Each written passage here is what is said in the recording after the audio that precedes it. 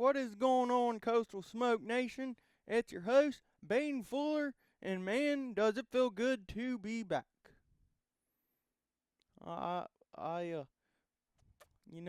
I wanted to record a little bit last week, but had a little fun on Tuesday and Wednesday, and I kind of lost my voice a little bit, so I think I finally found it, and it showed back up to Piketon here. So uh, I'm finally glad to be back after about what seems like a year, but it was about the last episode was about 2 weeks ago, and this is a special Monday episode, as the host right here we get a little busy, so we're going to record this on Monday evening, get it out to y'all. But you may be listening to this on your Tuesday, your Wednesdays, or maybe even your Thursdays and your Fridays. But I appreciate all you listeners out there. The last episode I had was by far the biggest hit in views and so far. So I appreciate all you guys who ended up watching our last episode. So that was a huge hit with my good old buddy Nathan Childers on the show down at the Brew Easy last week. That was a huge hit. So he'll definitely be coming back on the show, and um you might be asking yourself exactly when will he be back on the show? Well, after some talks last night or so, we're thinking maybe early next week.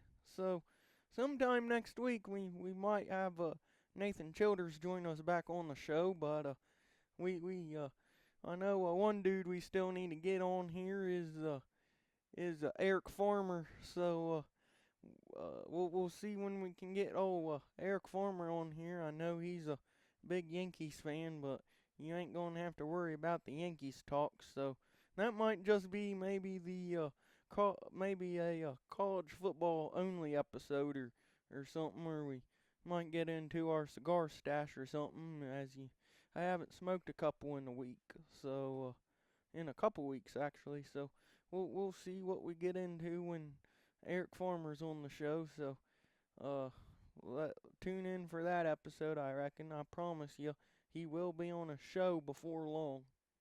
Uh, but like I said, a huge hit on our last video, our last show, or that aired about 2 weeks ago with Nathan Childers on the show. So we really like I said, I really appreciate you watching that, and I hope you guys enjoy this show, because uh, I'm kinda we got a lot to talk about on this show, and we're back in the podcast dome, where good things happen in the podcast dome. So we're gonna be up here talking sports, and maybe or maybe we'll review a little bit of where I might have been at last week, and maybe some of you all were there last week, or maybe earlier in the summer y'all might have been there, and I just appreciate every one of you for joining here, and without further ado, let's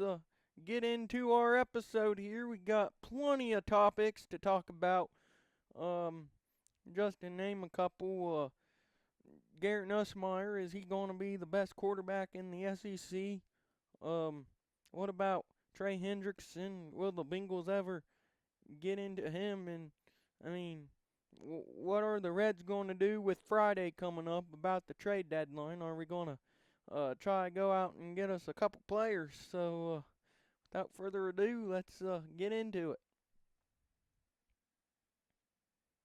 All right. So our let's just start with the fly on, not the fly on the wall. Let's start with the elephant in the room here, and I used to have a picture of an elephant, but I took that down right here. So but there is an elephant in the room in Cincinnati right now, and that revolves around Trey Hendrickson. I do not like I do not like that the Bengals in Hendrickson have not came up to have not agreed to any terms yet. So that that's really frustrating to me because I think this Bengals team is they're Super Bowl they're Super Bowl contenders, but I mean Trey Hendrickson, your best player, is sitting in the state of Florida right now while the rest of the guys are in Cincinnati preparing for the season. And I was hoping by the time this episode aired that Trey Hendrickson would have his contract in hand, but it it is not looking promising as a Bengals fan right now, and maybe I'm sure they're still negotiating and everything, and they're probably negotiating right now as we speak. But man, you gotta get Trey Hendrickson. You gotta give him. You gotta give him what he wants, and you gotta get him to Cincinnati. Now, if you guys want, drop your thoughts below. But man, I don't know what you guys think. Drop them. Leave us a comment or leave us a comment down below what you guys think your thoughts on this situation are. Because number one, I think Hendrickson, he is so valuable to this team. Like whatever he says you want, what he wants. I think the Bengals they gotta be up front and be like, yeah, we're gonna give this to you. If it's not about the money, I mean, I've seen stuff where he's saying it's not about the money. It's just about your guarantees. I mean, you give him his guaranteed stuff so you can keep Trey Hendrickson in Cincinnati for as long as possible. I mean, it's just a very terrible situation, and I hate not I hate seeing the Bengals seeing videos of Bengals practices and Trey Hendrickson is not out there. I mean, that is a team leader and a guy you can count on in really pressure situations, and he is not there right now. And he is not going to play. He's going to take them fines or whatever they do if you don't show up for your camp or not. He's not going to play a single snap for the Bengals if you do not give him his guaranteed money or whatever he wants to see in the contract. And then I just don't know why it is so hard to give him what he's guaranteed. I mean, the league leader, uh, a league and team leader in sacks. I mean, you see what he can do on the football field, and what Trey Hendrickson can do on a football field is absolutely what he can do on the football field is absolutely spark the team when they need it to, and he's a playmaker. You got a playmaker, and he ain't making plays for you right now because the Bengals just can't. I mean, there's just issues on both sides, and I mean, just they need to come to an agreement here. And he won't, like I said, he will not play a snap for the Bengals if he does not get what he's looking for. And that's my frustration with the Bengals. Like, you see what he's doing, you see what he has done in the past, and you're not giving him what he wants. And it's not like he's a rookie or nothing. It's not like he's a first or second year guy in the NFL for your team. It's a guy you can count on who needs to be playing on your Thursdays, Mondays, and on your Thursdays, Sundays, and Mondays. I mean, Trey Hendrickson's a guy that has to be played. He's like the Joe Burrow of the defense.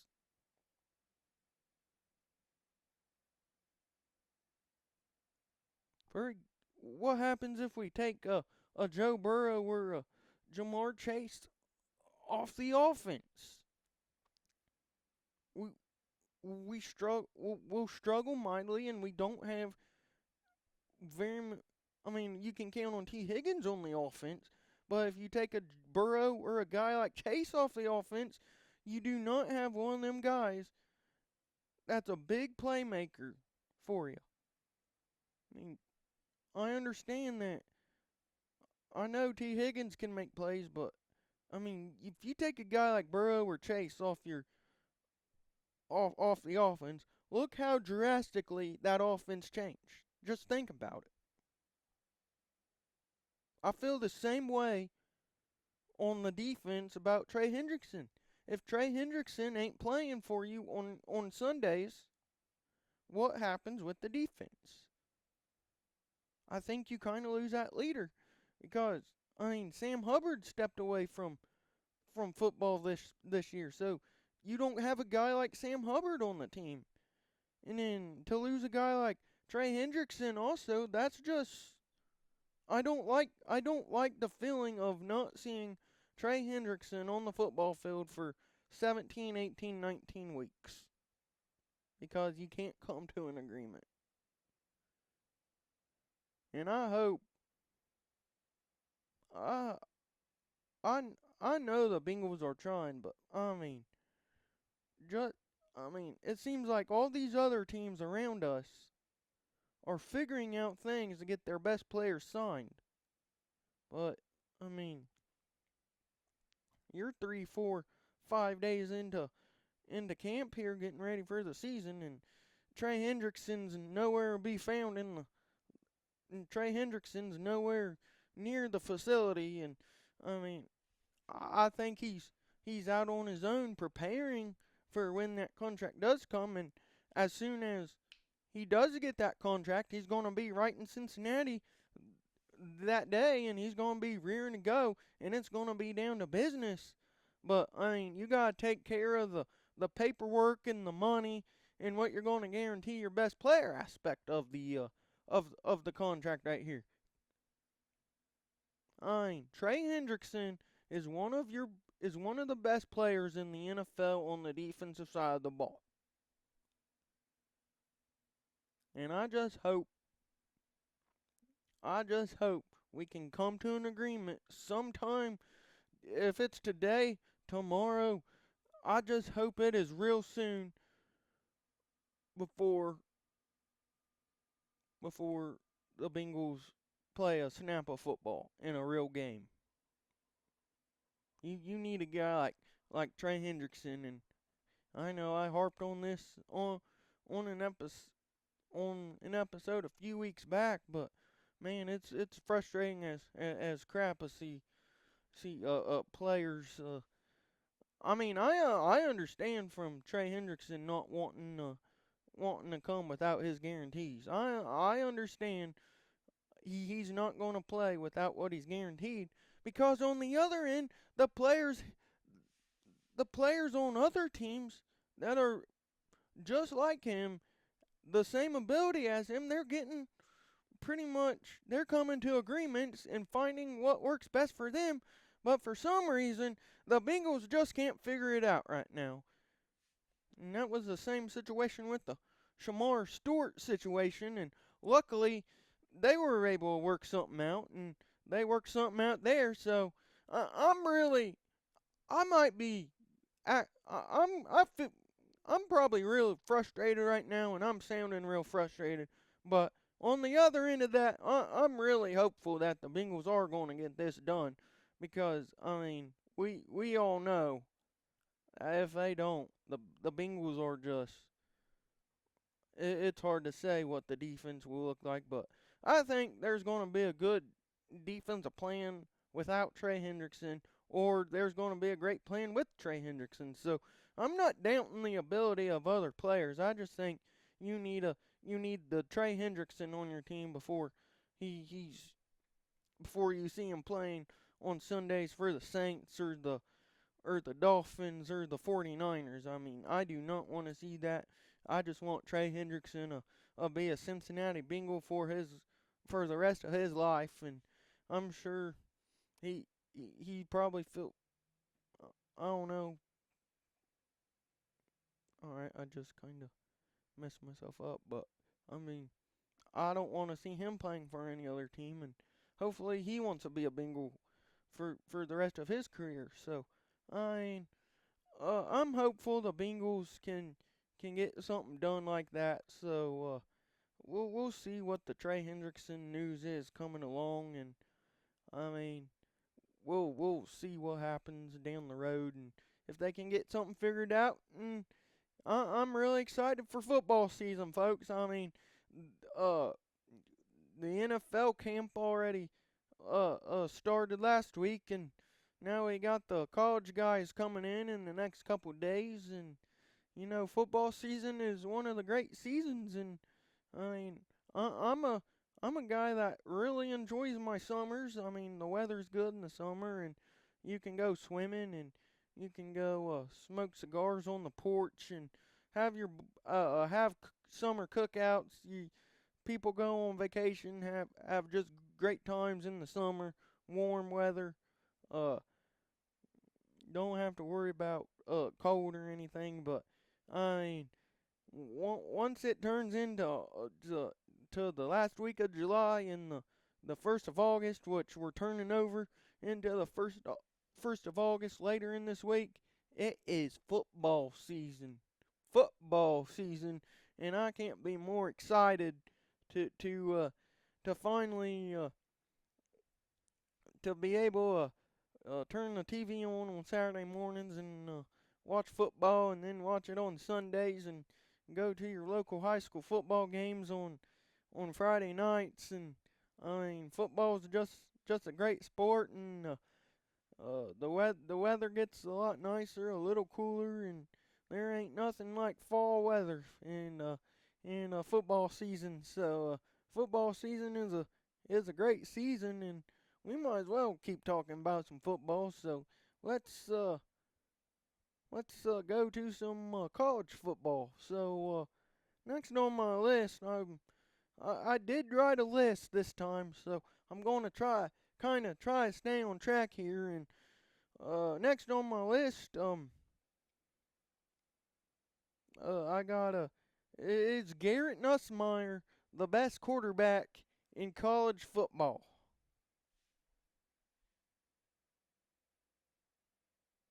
I'm just going to think about. I just want y'all to think about this a little bit. Is Garrett Nussmier going to be the best quarterback in college football?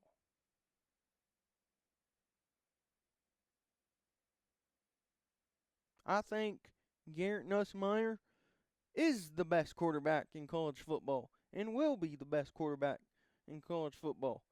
But I mean, I want to talk about some positive stuff now, but let me get this other elephant out of the room. The big elephant's baby brother just came in. So let me get big elephant and little elephant out of the room. Um Lenore Sellers over Garrett Nussmier for SEC first team. I do not like that. I don't like it at all. I think that was an absolute snub job. Now I know it's earlier in the season and stuff, and you can't always put stock into earlier in the season, but I think there was a little snub right there by the voters right there, or whoever votes on that stuff. Well, I seen I don't like it.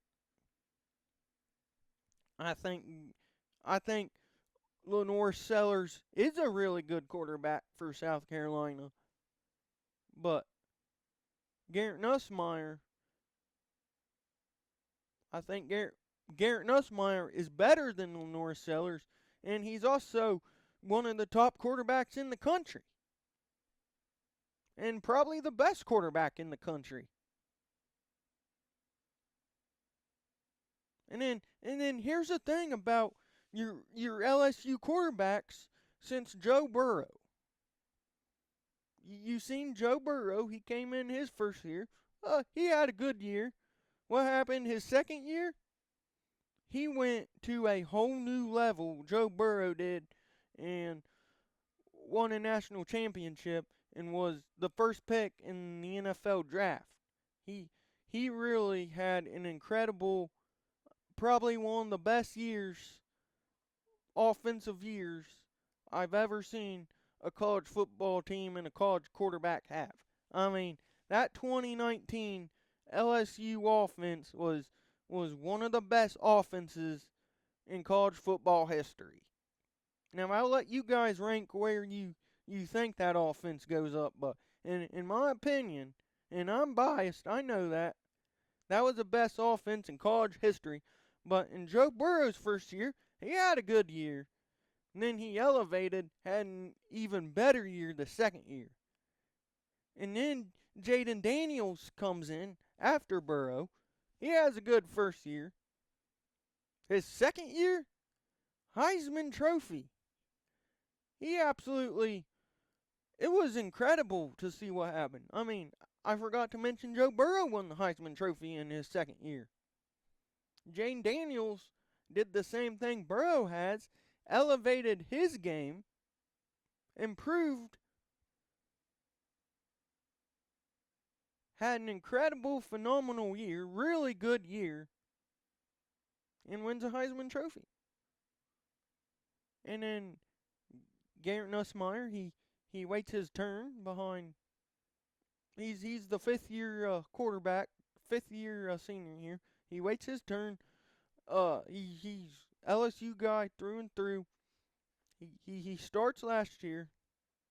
One of the best passers in college football. He puts up awesome, awesome, awesome stat numbers last year. And then we're getting into his second year leading the offense. I'm a firm believer of history repeating himself. I think Garrett Nussmier is a Heisman contender and will be the best quarterback in college football. And I think week one, on August 30th, you're going to see two of the best quarterbacks in college football go at it, with Cade Klubnik and Garrett Nussmier go at it as LSU and Clemson battle on that Saturday night on Labor Day weekend. So that's going to be incredible. Could we see Garrett Nussmier's Heisman moment in that game? I know it's game one, but there's always that one game you have that Heisman moment.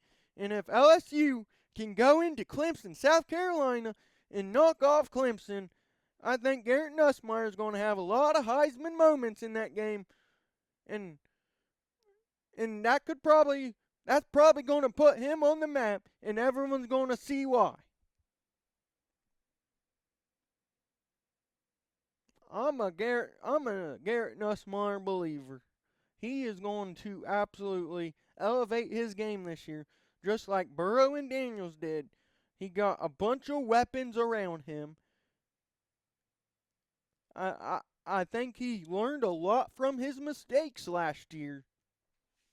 And he's going to be the best version of the quarterback we have seen this year.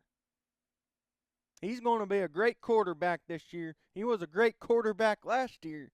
But he's going to elevate his game and be even better this year. That's what I think happened. That's what I think is going to happen. And like I said, nothing against Lenore Sellers, but I mean, this whole topic was about why Garrett Nussmier didn't get first team, and he should be first team. I think he should have been first team preseason SEC, and I know, like I said, you can't put a lot into stock like that, so we'll see how it plays out. So that's kind of a college football take, and I might have had one more take, actually. I actually did have one more take, and this is not about specific players, but, I mean, the Big Ten versus the SEC. I don't understand. The Big Ten and the SEC are the two premier conferences in college football. I don't understand why seems like they want to rule college football together. It's like they want to make one big super league. I don't understand why the Big Ten gets so frustrated at the SEC for playing 8 conference games. I just do not understand that. And let me look this up here. I'm interested to see how many uh non-league games the ACC plays, because maybe I could be dead wrong in this statement. I want to look at Clemson's schedule. They play 2.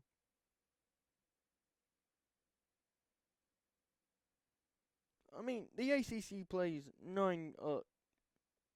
No, the ACC actually plays 1, 2.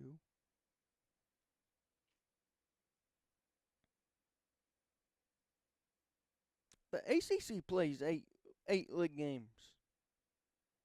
So why is the Big Ten not saying this about the ACC? Like, I don't understand why. I mean, I'm ready for the hate comments right now, and I'm on one right now. I'm ready for the hate comments, but I just feel like it's not it's not fair for the Big Ten to come out and say, well, you look at the SEC over here. They play eight conference games, and we're over here and we play 9. I do not understand. I don't understand that.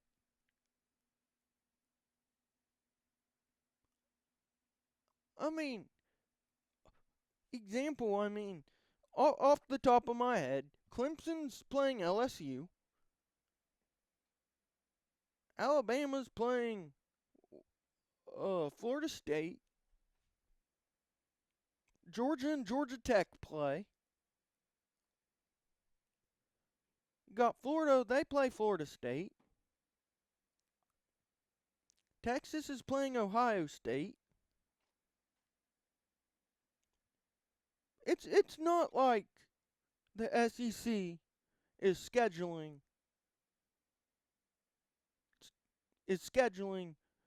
uh Southern, Grambling State, an FCS opponent, Mississippi Southern, Utah Tech.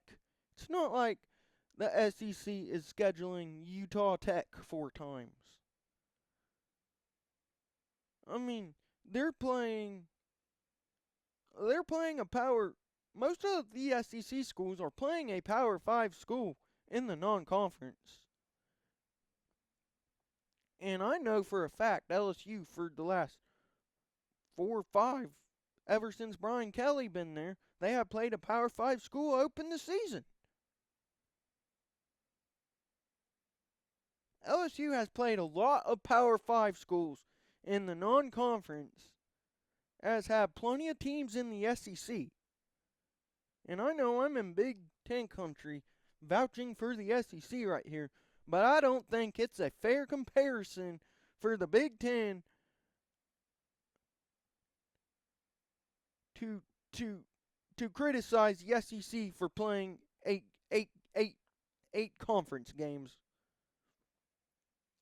I think Greg Sankey, the commissioner of the SEC, should absolutely stay that way. I mean, would it make would it make Big Ten fans more happy if, let's say LSU played a team like Vanderbilt every year for a ninth. Let's pretend LSU don't play Vanderbilt. About this, would it make uh them happy? Would it make a Big Ten fan happy for LSU to play like Mississippi State or a Vanderbilt or Missouri every year? Would it? Is there really a difference? Because I know I respect the programs in the Big Ten, but I ain't Rutgers. I ain't Rutgers is on Big Ten team schedules. Uh, I mean Minnesota, Purdue. I mean the SEC is a gauntlet. The SEC is a gauntlet. I mean, just this year, LSU's going to play uh, uh, Clemson. They're going to play Alabama. They're going to play Oklahoma. They're going to play. They ain't going to play Texas. They're going to play Florida. They're going to play Ole Miss. I mean, what SEC teams go through in a season is absolutely crazy. And half the time, 12 or 13 of them SEC teams are making a bowl game. That's over 3/4 of your league in a bowl game. But no disrespect to the Big Ten, but I mean, it the Big Ten's a gauntlet too. But I mean, I just don't understand why the Big Ten's so so. I just don't know why the Big Ten is so into the fact that the SEC needs a change and play 9 league games. See, I don't see it because most of them SEC teams are only playing 3 rent-on games, and I bet I could go down a Big Ten schedule and see there's three non on the there's 2 or 3 non-conference games on a Big Ten team schedule that they're supposed to win by 70 points. I just don't see the fact why the Big Ten is like, man, the SEC, if they don't change, jeez. The SEC needs a change or else we deserve 4 or 5 automatic bids in the playoffs. SEC needs a change or they need to do what we are doing. They need to quit playing a bunch of scrubs. I just don't see the argument there, and that's another tangent I'm on. And tonight must be Monday night tangent night, so it must be angry night or something for me. But I had a lot to talk about, and we're gonna get happier as the show goes on. But uh, that's just kind of where I kind of stand. But I know probably all of you watching this are a Big Ten, and most of you are probably Ohio State fans. So I mean, I know I just probably made myself look like a big buffoon up here, but when you're an LSU fan that lives in Ohio, you kind of learn to deal with everything. You kind of learn to deal with all the hate you might get around this neck of the woods. But I'm an SEC through and through diehard, and I'll fight for the SEC every day over the Big Ten. So, if you stayed this long, we're gonna get into some happier stuff. Let's take a halftime real quick.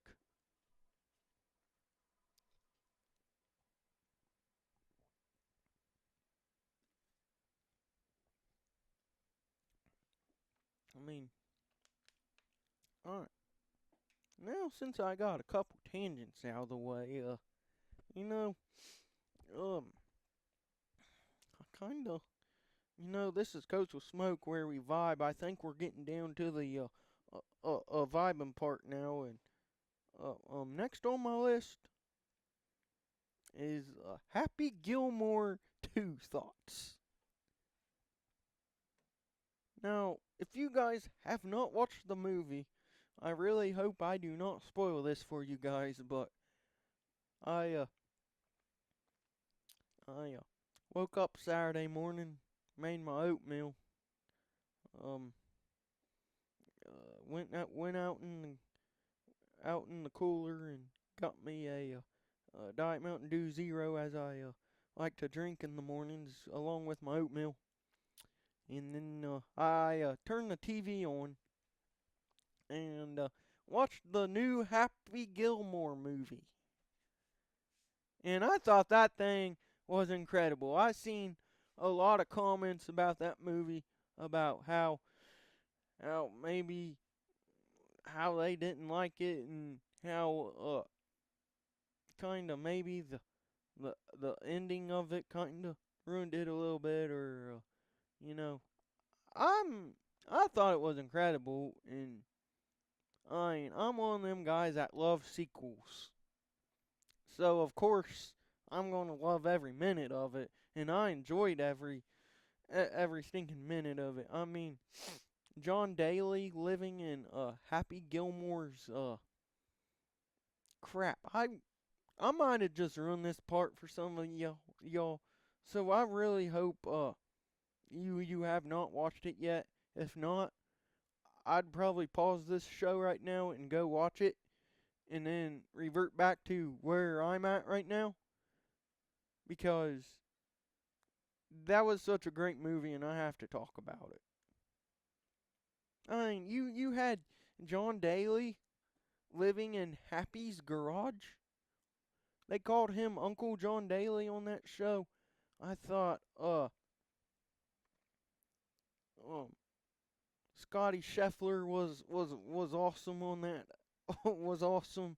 And cool to see a kind of Scotty in a different way on that one. I guess he's so even kill and cool on the golf course, but it was cool to see the parts Scotty was in. It was Bryson DeChambeau. It was awesome to see him on there, especially when they got to the towards the end on that show, and he said a phrase that um I can't really I really don't want to repeat that phrase on this show, so just kind of we all know what he said, and I mean I had to watch that part like 3 times just to it was one of them things where you're watching a show and you're like, did he really say that? Did he really say that? I thought that was uh um I thought that was a great part in the movie. Um I mean, you seen Jack Nicholas in there. He had a funny little a quote in the movie. I Adam Sandler, he's one of my favorite actors of all time. I mean, I love a movie with when Adam Sandler's in it. um, so that's awesome.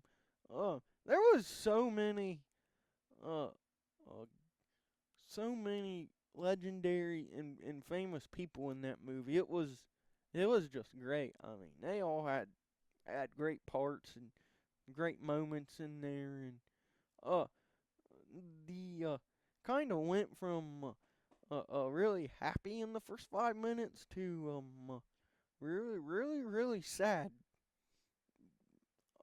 So, but that it set the tone for the movie, and that's what you need to do in movies, I guess, is really lock people in, and you know, there was some stuff I didn't expect to seeing that movie, and incredible acting by people. I mean, Eminem, the jackass guy, Eminem. I mean, he's in it. Bad Bunny's in it as Oscar, I think. He was in it. Ricky Fowler, Xander Schauffele. You seen Travis Kelsey in it.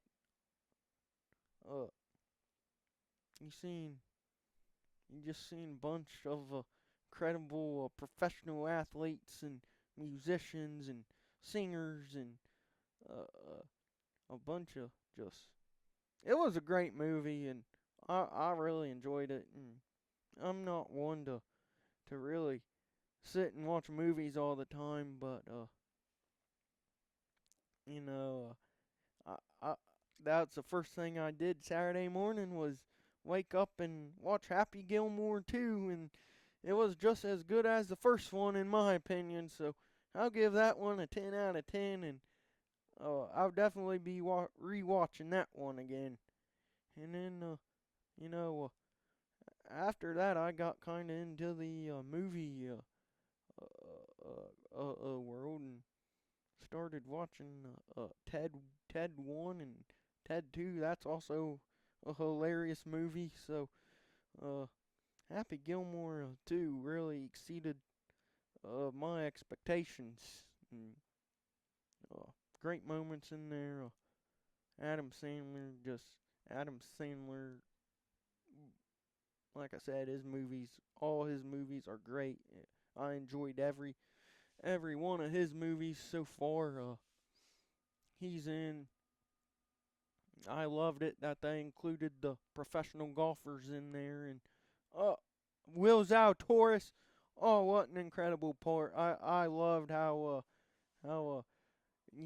they I loved how they said he looked like the caddy in the first movie, and Happy goes right up to him, wants him a caddy again, and that was a great part where he's like, I'm playing now with you. So that was that was kind of awesome how they included Will Zalatoris as the portrayed him as him being the old caddy, and then now of course he's a golfer now, and uh, how that part was kind of awesome. Uh, mm, it was just one of them movies, like, sometimes sequels ain't the best, but that was a really good sequel to the film. And if there's a Happy Gilmore 3, I'll be watching that one first thing on a Saturday morning or something. So those are kind of my Happy Gilmore thoughts.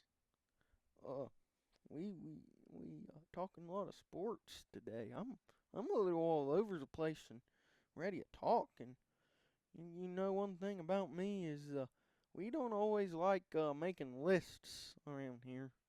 But I did make a list, and I had about 6 or 7 things written down on this list, and I was like maybe 15 minutes on each a list right here. So I mean, I think I'm doing good.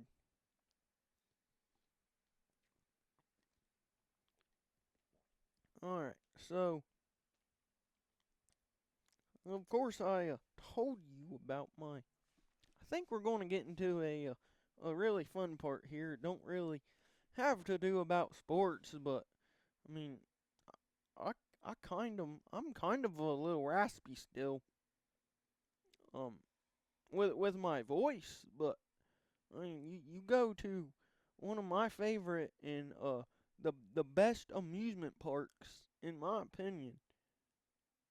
When you go to Kings Island for about a day and a half, and we were there for about 15 hours. Um, you kind of lose your voice, and I didn't know what ride I lost my voice on, but I kind of, I kind of, I talked about Kings Island on one episode already, but um, after you go to Kings Island and and you get to ride stuff. It's just like this adrenaline. It's like you want just so much more. You just can go and go and go and go and go all day. It's just like this adrenaline keeps coming. It's like as soon as I got home, I had the next trip already planned. But I did lose my voice, and I think I lost it on the Beast. I lost it on the Beast, I think, about 10:30 at night on the first day. If you have not rode, if you have been to Kings Island and you have not rode the Beast when it was pitch black, oh my gosh. Go get your tickets now and go get in line for the Beast. And wait until it is pitch black, because that is just an incredible feeling, just riding a roller coaster in the pitch dark. Not only riding a roller coaster, one of the most iconic roller coasters in the history of roller coasters. So, do yourself a favor, go to Kings Island and get yourself a night ride in the dark on uh on the Beast, because it is an experience like no other. I love me some Beast night rides.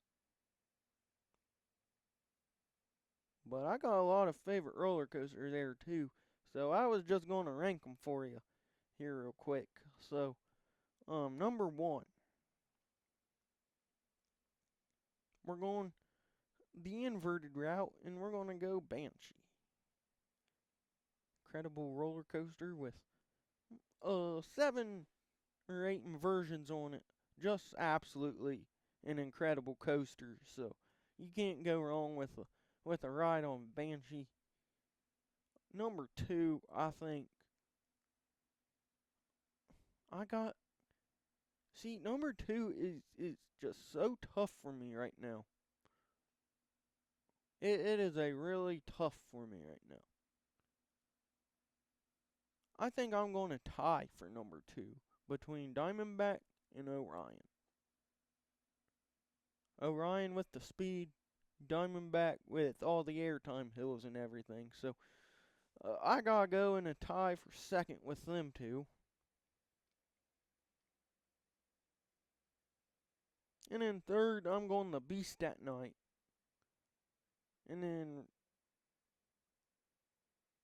I'll go rounding out. I'll put Mystic Timbers on that list. So that's where I was at. If you guys were wondering why there wasn't an episode last week, I was gone on Tuesday and Wednesday, just at one of my favorite places in the world where I felt like a 10-year-old kid again. So I was having a great time out there, and I lost my voice, or I probably would have tried to do an episode on Thursday or Friday, but no one wanted, I don't think anyone wanted to hear my raspy voice. So that's why we're recording on a Monday here, and the Pike County Fair is going on right now. I can tell you this, I'm not going to ride any rides at the fair. I'm more of I like to go for the entertainment a couple nights, and I really like funnel cakes. So I'll probably have 3, 4, maybe 5 funnel cakes throughout the rest of this week at the fair in the evenings. Probably have some of them.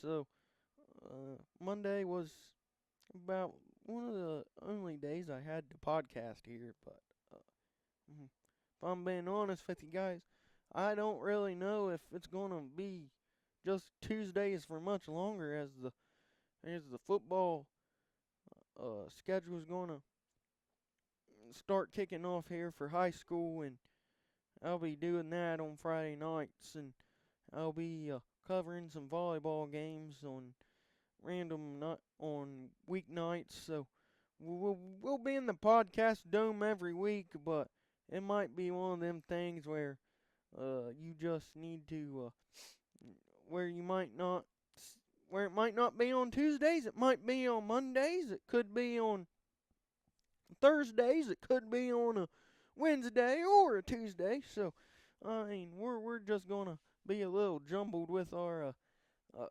days here, and after that, basketball season starts, and I'm extra busy there. So, we'll get into that part when it comes to it. But I've been talking your guys' leg off for about 50 minutes here. But back to Kings Island. If you haven't been yet, you guys need to go ride some of these rides I just told you that were in my top 4 or 5 here.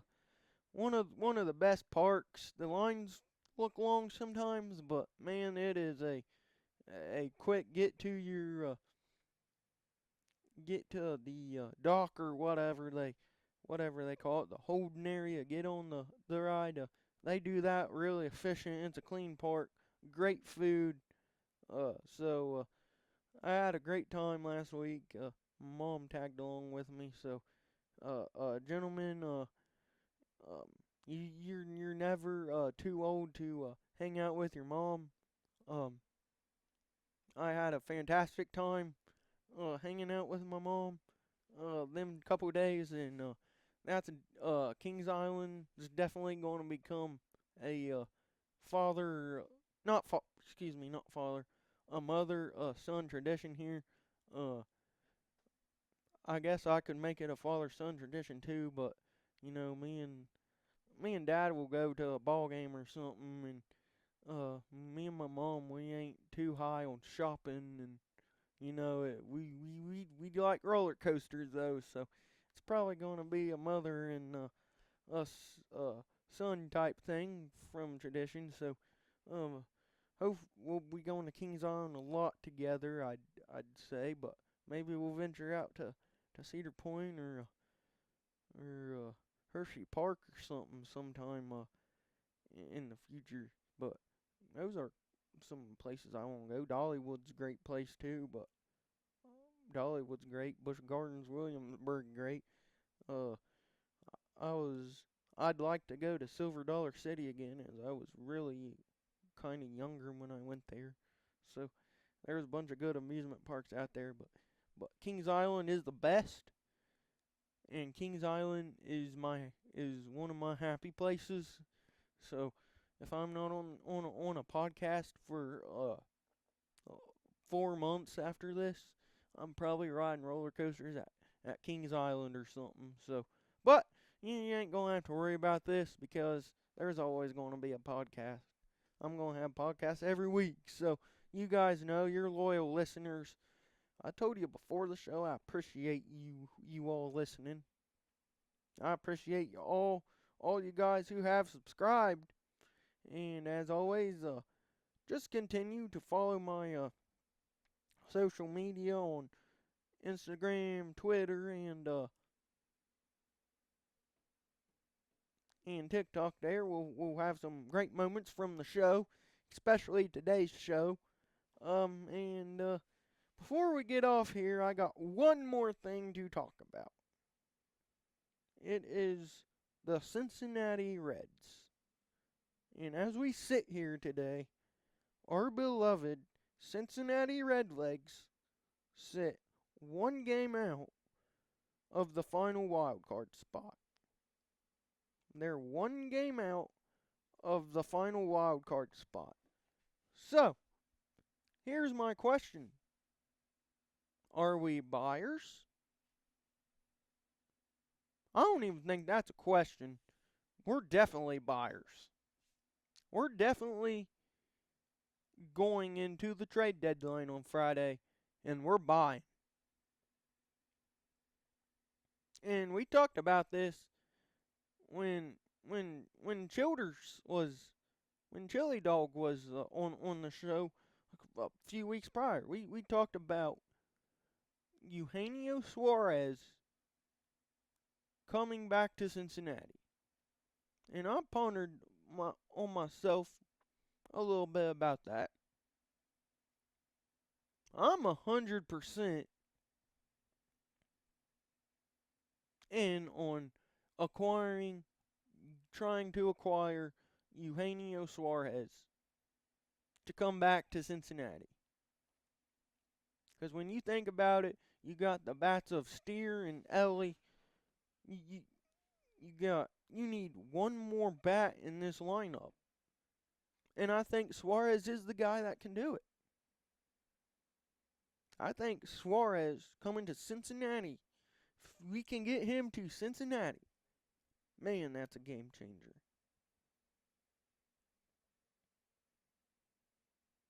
Man, that would be a game changer. I mean, the thing is, I'm not good about, like, when I play video games and you got trading stuff, I'm terrible about that.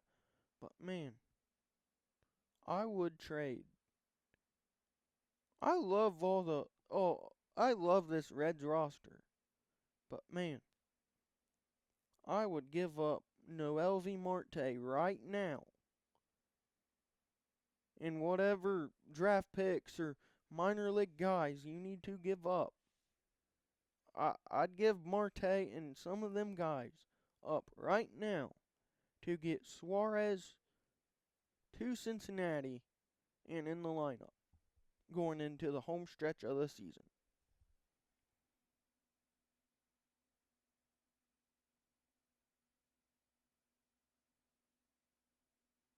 That's what I'd do right now if I was the Reds front office. I'm working my tail off to find Eugenio Suarez, get him to Cincinnati. We know what he can do in the field. He got a great bat, and he's a dangerous bat in your lineup. And then boom, you can take off. So I think the Reds are definitely buying this week. They're not selling.